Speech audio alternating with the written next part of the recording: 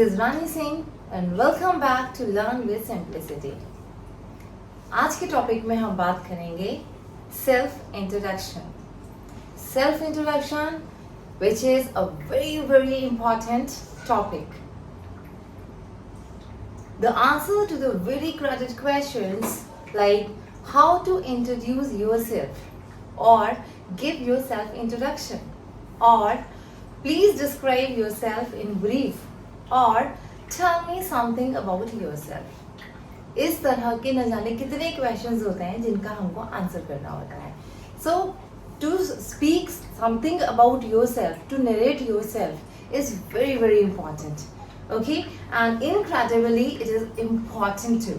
And how it is important कि अगर हम अपने बारे में ही एक फ्लुएंटली या एक इम्प्रेसिव वे में अगर बात नहीं कर पाते हैं, खुद को एक्सप्रेस नहीं कर पाते हैं, तो कहीं ना कहीं ये एक थोड़ा सा ड्रॉबैक दिखता है, राइट? सो जो हमारा इम्प्रेशन है वो सामने वाले का उतना अच्छा नहीं जाता है.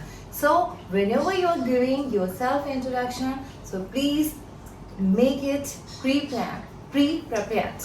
Okay, इसको आपको पहले से प्रिपेयर करना है. The important things or the important points that is to be asked should be on your fingertips. जो important बातें हैं, जो important points हैं, वो आपके tips पे होने चाहिए. And in this session, in today's session, I'm going to guide you about self-introduction. Right? So, shall we start? We need to introduce ourselves in a job interview, in a hobby or leisure class, in a meeting, in an official meeting, right? Or somewhere we in a gathering of thousands or hundreds of people. वहाँ हमें खुद को introduce करने की ज़रूरत पड़ती है. So here the first part of introduction is suggest greeting. Greeting is very important, and greetings are of two types: formal greeting and informal greetings. Formal greetings where you are formal, जहाँ हम थोड़े से formal होते हैं. So formal greeting में जब हम start करेंगे, so start like hello, good morning, good afternoon, good evening, according to the time of the day. जैसा समय है उसके हिसाब से आपको मॉर्निंग, आफ्टरनून या इवनिंग को तय करना है, right? And hello is considered formal also and informal also, right? So sometimes I found when people are meeting or introducing themselves in the evening या फिर night time में जब हम introduce करते हैं, तो sometimes they say good evening, good night. So good night means just to send off, just to say bye-bye. So whether it is the time of night or evening, हमेशा आप कहिए good evening. Don't say good night, क्योंकि वो एक separation, एक send off और goodbye जैसे messages के इक्विवेलेंट होता है, वही वो चीज़ करने करता है. सो ये मिस्टेक जो कॉमनली हो जाती है, आप इस पर थोड़ा ध्यान रखें कि भले ही नाइट का टाइम हो, बट यू नीड टू से good evening, right? And now informal way में where you are informal, you will say hi, hiya, hello. Also you can say hey, what's up? And sometimes I found it appreciable when generally where you are very much informal, and some people say yo, what's up? Yo, what's good? It looks good, right? But ये आपको देखना है कि कहाँ आप confident हैं, कहाँ आप comfortable हैं in speaking those, right? So this is about greetings. Now the next term, that is your name. You can say I am or I am. Like you can say I am Rani or I am Rani. Or simply you can say my name is Rani, or you can say my name's apostrophe s, my name's Rani, right? So these are the ways in which we can say आप अपने खुद को नाम को introduce कर सकते हैं. And you know sometimes in a gathering of large people, thousands or hundreds, किसी एक प्रोग्राम में आप गए हैं and then you need to introduce, तब आप कह सकते हैं hello, this is Rani. Good evening everyone. According to time, this is Rani Singh. And sometimes whenever I'm just talking on the phone, I'll say hello, this is Rani speaking. This became much informal, right? So these are some ways which we use very frequent while introducing our names. Next point that comes is location. Location, like I am from India, your native country, right? और अगर आपको बताना है कि आप कहीं से आ रहे हैं, sometimes I have heard like people बोल देते हैं, सब लोग बोल देते हैं I come from. Suppose आप यहाँ चंडीगढ़ में आपके इंटरव्यू हो रहा है, चंडीगढ़ में आप इंट्रोड्यूस कर रहे हैं खुद को और आप आए हैं लुधियाना से, तो दे से I come from लुधियाना.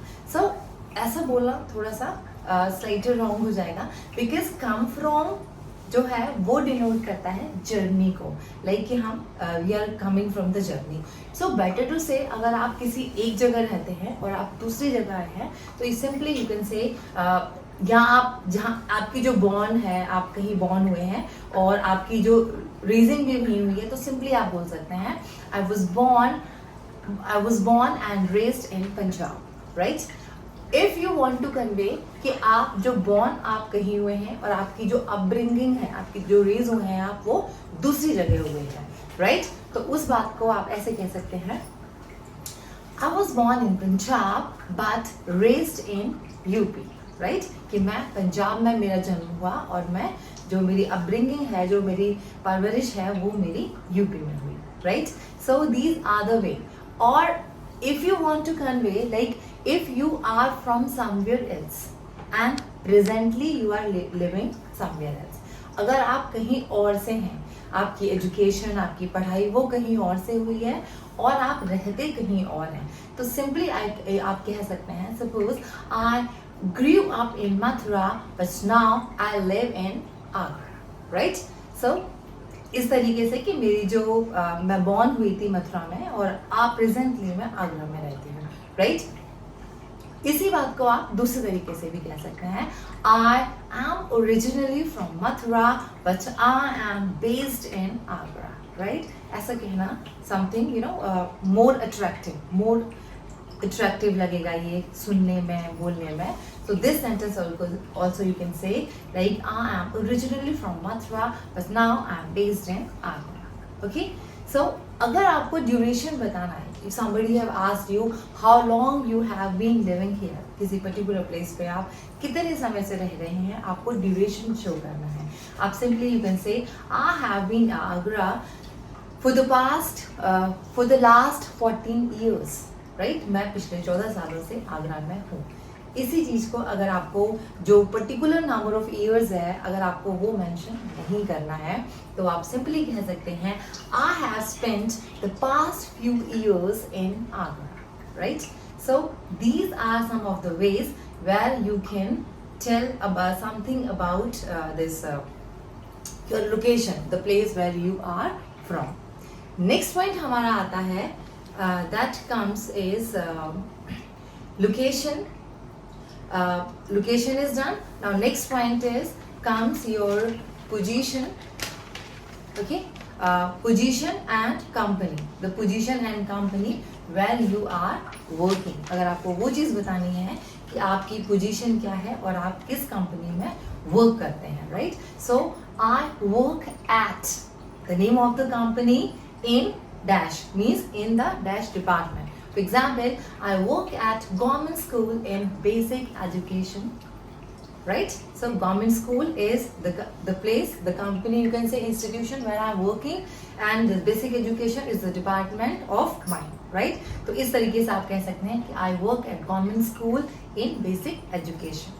अगर आपको अपनी पोजीशन बतानी है पर्टिकुलर कंपनी में, तब आप उसे कैसे बोलेंगे I am a dash at dash. I am a dash, position आपकी at जो जिस कंपनी में आप वर्क करते हैं. For example, I M an ELT means I am an English language trainer in basic education department, right? तो ये हो जाएगा. नेक्स्ट हमारा पॉइंट आता है रिगार्डिंग क्वालिफिकेशन. क्वालिफिकेशन अगर आप पढ़ रहे हैं, आप अगर ग्रेजुएशन कर रहे हैं, simply you can say I am about to graduate. अभी मेरी ग्रेजुएशन होने ही वाली है. अगर आपको बताना है कि आप पोस्ट ग्रेजुएशन है एक पर्टिकुलर सब्जेक्ट में, राइट? तो you can say example, I am an English postgrad. Here postgrad means I am a postgraduate person, right? So I am a mathematics graduate. I have done graduation in accounts, right? जो भी आपका particular field होगा उस तरीके से आप उनको express कर सकते हैं.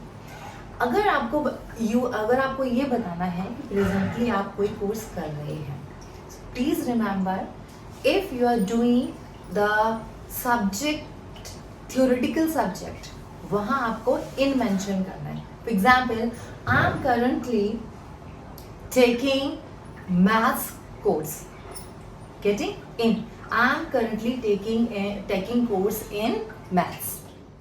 इस तरीके से होगा आपका.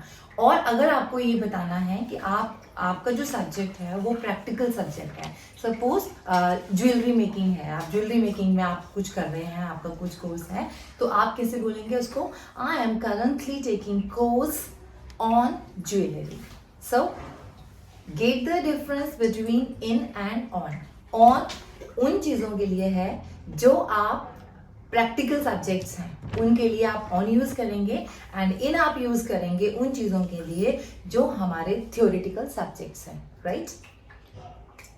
नेक्स्ट पॉइंट हमारा आता है रिगार्डिंग एक्सपीरियंस. आफ्टर क्वालिफिकेशन आप मेंशन करेंगे experience. I have dash years means number of years of dash experience, उसमें आपका occupation, right? For example, I have 14 years of teaching experience, right? या आप सिंपली बोल सकते हैं I have worked in the accountant field for 5 years. Whatever जो होगा आपका, आप अकॉर्डिंगली उसको मेंशन कर सकते हैं अपने एक्सपीरियंस को.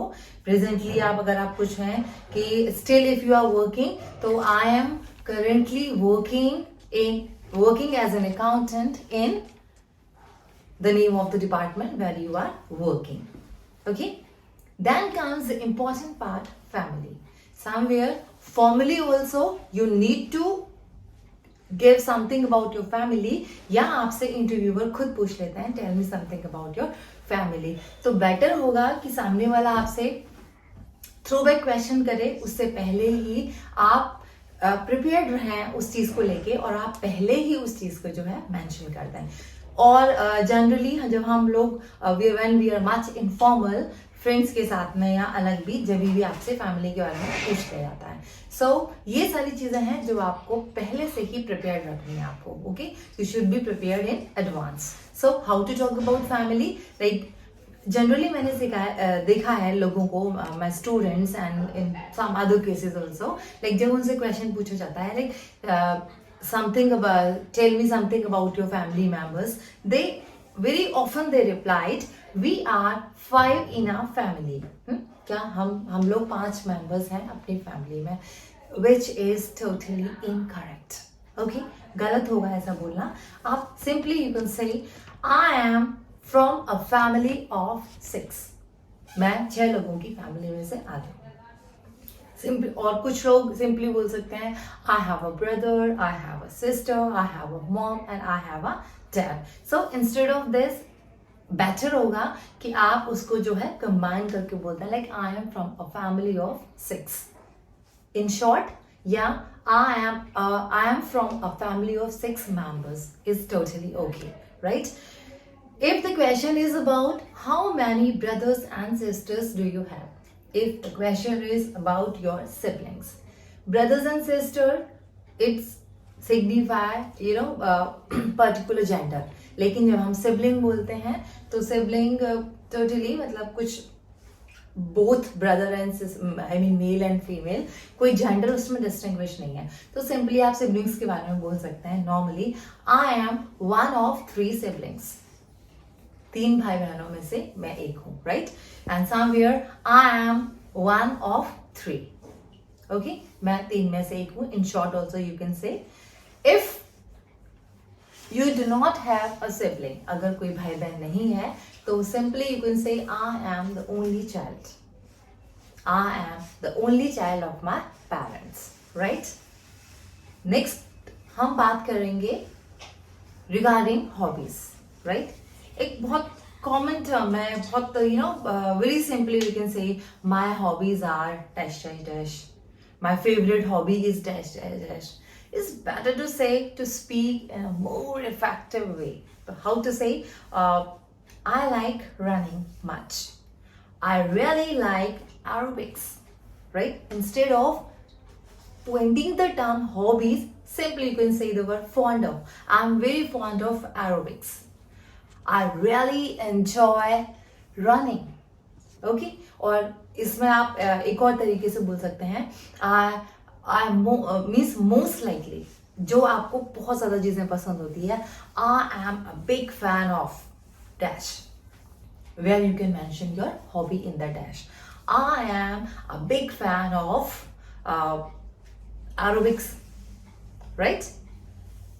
I am a big fan of wrestling, I am a big fan of watching cricket, I'm a big fan of listening music, whatever your hobby is. So according to your hobbies, आप उसके hobbies के according जो है उसको change कर सकते हैं, right? Next point जो हमारा आता है after hobbies is is about your age, which is also equally important. आपकी एज के बारे में सिंपली हम लोग बोल देते हैं I am 25 years old, I am 20s, right? But in some of the cases, especially in the cases of girls, we don't want to tell our age, right? जब आपको अपनी एज नहीं बतानी हो आप simply I have a very very good way to tell your age is you can say I am in my early or mid or late plus decades, right? Like I'm in my early 30s, I'm in my early 20s, I'm in my early 40s, I'm in early 50s, I'm in my late 20s, I'm in my early teens, etc. Right? So we can say she is in early teens, I'm in my early 20s, and so on. So अपनी जो as है वो आप इस तरीके से आप उसको रेफर कर सकते हैं, इस तरीके से आप उसको बता सकते हैं. तो ये कुछ इंपॉर्टेंट पॉइंट्स थे जिन चीज़ों को आपको मेंशन करना होता है. समटाइम्स हम कुछ पॉइंट्स स्किप कर देते हैं. तो आपने देखा होगा जो हमारे इंटरव्यूअर होते हैं, if you are introducing if you are giving you introduction in a job interview, तो वो आपसे जो भी चीज़ें आप स्किप कर देते हैं उसके नेक्स्ट जो है वो सिंपल वो क्वेश्चन आपको थ्रो बैक क्वेश्चंस में वो आ जाता है. So it is better to prepare your self introduction in advance so that the things will be in your hands. You are totally prepared before you are going to give your introduction. Okay, so let's see an intro. Just I'm giving you my self introduction as a demo. Good morning everyone, my name is Rani. I am in my early 30s. I am originally from Mathura and based in Agra. I am an English postgrad. I am an English teacher. I am a big fan of reading and fitness classes. Now, converting these 7 sentences into 2 flawless sentences. Guys, see the difference. Good morning everyone, my name is Rani and I am a 24 years old English postgrad from Mathura. I am an English teacher and I am a big fan of running and fitness classes. Have you seen the difference? आपको दिखाई दे गया होगा. तो more attractive, more attentive, more impressive, right? So I suggest you, whenever you're giving your introduction, instead of making small mini sentences, छोटे छोटे बहुत सारे sentences की जगह 2 या 3 flawless sentences में introduce कीजिए जो short things हैं उनको, right? So this will give a very good impression on the viewer or the interviewer or the persons to whom you are introducing, right? Okay guys, I hope कि आपको सिर्फ introduction के important tips बहुत अच्छे से समझ में आ गए होंगे और बहुत पसंद भी आए होंगे.